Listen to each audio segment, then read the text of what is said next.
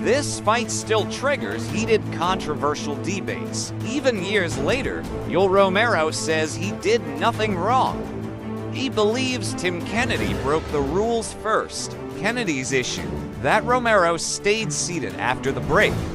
But when Romero stood up, he came out like a tank, all power.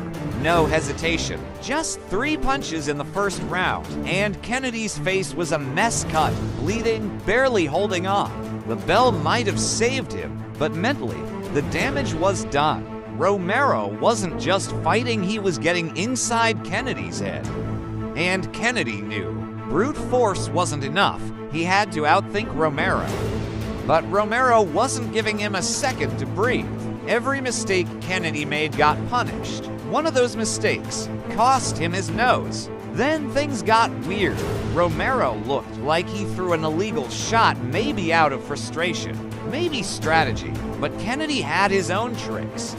In round 2, he grabbed Romero's glove, illegally trapping his hand, and used it to land brutal uppercuts. Romero was rocked, seconds from being finished, ... until the bell rang again. Then came the real controversy. Round 3, Romero doesn't stand. His team delays, claiming they're wiping off Vaseline. Kennedy's furious, yelling at the ref. It wasn't a few seconds, it was nearly half a minute, but Romero used every bit of it. He stood up refreshed, aggressive, and deadly. One clean shot, then a flurry against the cage, fight over. Romero wins by TKO. But to this day, people argue whether it was a victory or a scandal. Yoel Romero insists he did nothing wrong. In his eyes, it was Tim Kennedy who first crossed the line.